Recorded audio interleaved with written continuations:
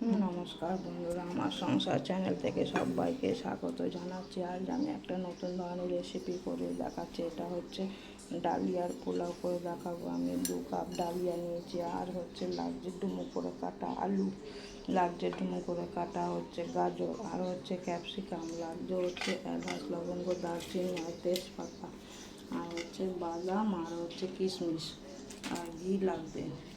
প্রথমে আমি ডালিয়াটাকে ভেজে নেব। আমরা এখন বাদামটা আর কিশমিশটা ভালো করে ভেজে তুলে রাখবো।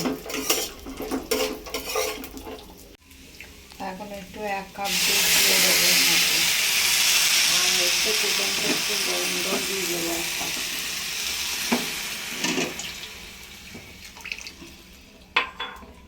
এখন একটু পরিমাণ মতো চিনি দিয়ে দিচ্ছি 4 চামচ। এবার হচ্ছে বাদামগুলো আর হচ্ছে কিশমিশগুলো দিয়ে দিচ্ছি। কিশমিশগুলো ফুলে উঠেছে এরকম, আর হচ্ছে কাঁচা লঙ্কাটা দিয়ে দেবেন।